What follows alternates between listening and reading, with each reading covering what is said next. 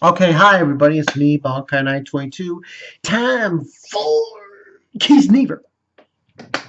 Kiznaiver episode 4. Um, okay. Hizomu? Yeah. He's a masochist. I didn't see that coming, did you? Well, I think anyone who saw last episode 3, should have figured that one out. Okay, so pretty much the seventh member of the Kiznaivers is a masochist. And but he likes a specific kind of pain. It it's the kind of pain that you don't expect, and it's severe. That's basically his whole spiel about it. Also, in this episode, there's this thing with Chidori. What's so fucking ridiculous? I really like her. She's got just like what's her face, Stella, I guess you could say, from the worst one. She's a Sudieri, but she already proclaimed her love from like episode 2, but episode 1 or 2. But the thing is that like she said that was a long time ago, and she didn't, doesn't feel that way now with Kachan. And in this episode, Tengu, he he kind of tells her when they're ready to go on this trip, the summer camp, he's willing to help her. like he says she's so easy to read and shit. But in this episode, we basically find out they're gonna go on this summer camp thing during the summer break, and we get this underlying message. Well, several things happen in this episode. There's the thing with Kacha and Sunazaki, which basically he doesn't understand why it is that they're only together and not her. She's not with them. She's like separate. The whole point is that she's part of this company, of the Kiznaiver committee, and everything all in between. But he invites her pretty much to the camp. Kachan. I'm gonna call him Kachan. His name's not. You know. And we get also another flashback in this episode of when he was a kid, and we believe it's Sunazaki who's telling him this as a child, as a younger child. You'll get it back, she says to him. You're a pain. And that as a kid, he tells her about a whole thing with he wants to do it with everyone, you know, everyone to help him.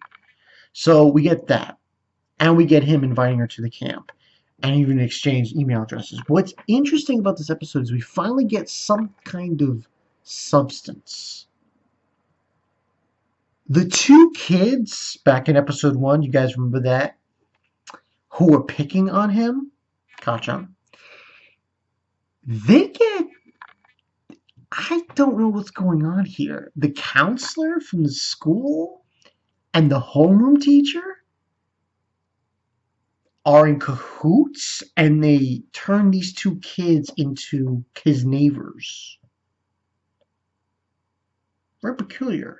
Because he mentions the two bullies, they mention to each other of, oh, we'll kill Tengu, who's the guy who hit him with his ass. Yeah.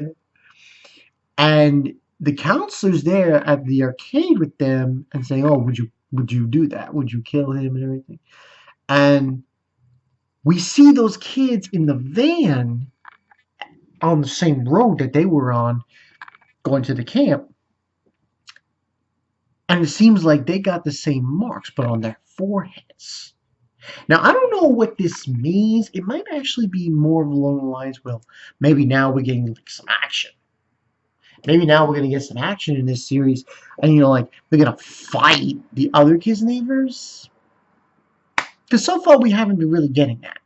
All we've gotten so far is their introduction as Kiznaiver'S, their bonds being met, and now they're all together. Now they're going on this summer camp thing to survive the summer. That's the whole mission. But where are we going with this?